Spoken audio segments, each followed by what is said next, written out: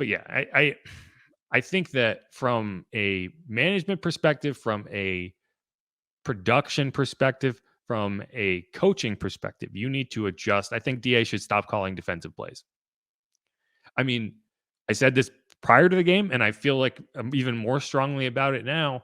Whether he is the best option to be a play caller, I don't think that he is at his best as a head coach on game days when he is calling defensive plays. I don't know if he's at his best as a head coach, period. But at least if you hand off the play calling to Ryan Nielsen and focus on doing that job, then we can at least get an idea, because I don't think that what you're seeing right now is a very well coached football team.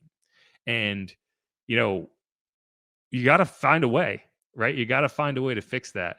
But the problem is we're not hearing that. It's like at a certain point, I would like just kind of like peak Jim Mora just losing it.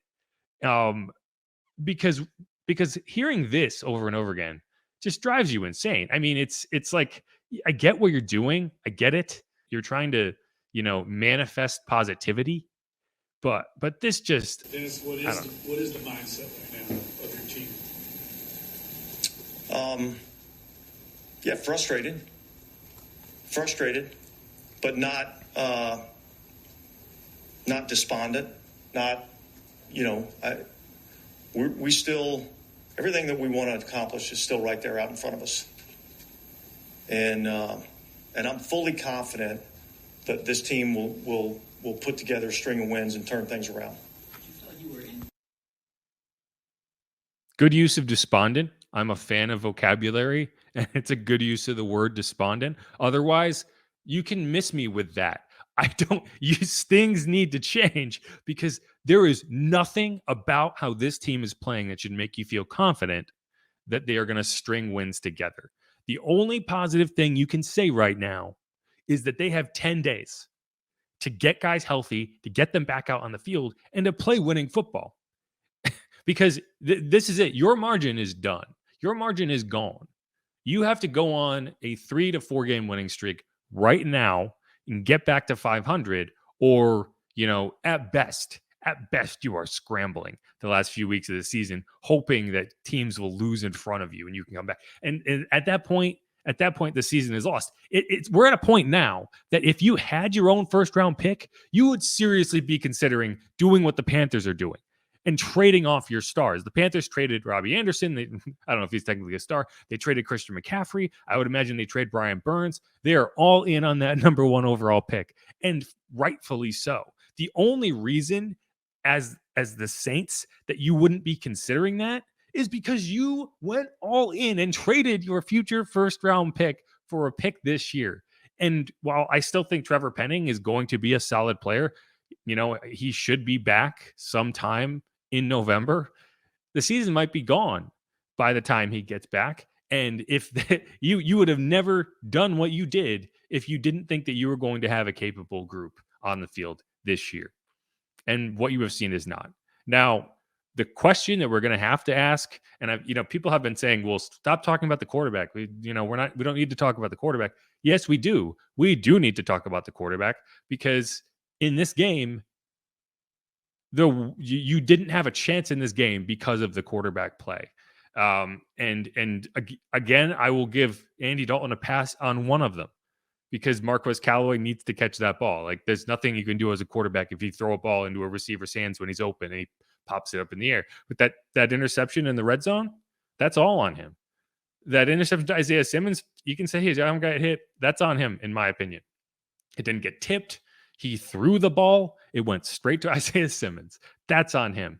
And Richard Sherman said it at halftime, and I agree with him. If Andy Dalton is in there throwing interceptions, it should be Jameis Winston in there, because if you're going to have your quarterback throwing interceptions, it might as well be a guy who lets you be more explosive. And I don't know how close Jameis Winston is to being 100% healthy. 100% healthy. I don't think he has to be 100% healthy, because who is, right? This is the NFL. Like, no one's 100% healthy. It's a question of whether he's healthy enough to play. And I think that if he is at that mark where he's healthy enough to play, you go back to him in week 8 and you hope that you can find a way to turn things around. Because if this is going to go off the rails, I'd at least have it. I'd like to at least have it going off the rails with the quarterback that it was supposed to be from the beginning, right?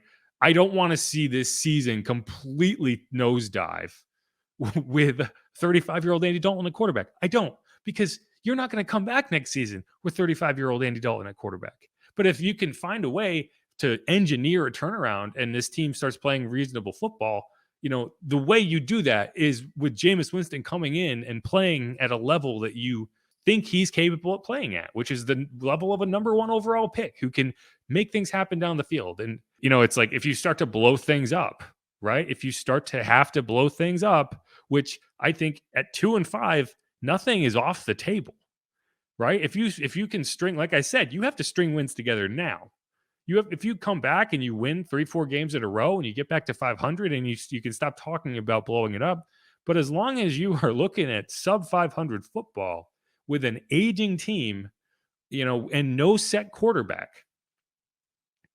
blowing it up might be the smart thing to do. A lot of people came to this season, and said, the Saints are foolish for going all in with this roster, with this situation, without a quarterback, with a guy you don't trust in Jameis Winston and Andy Dalton, whatever.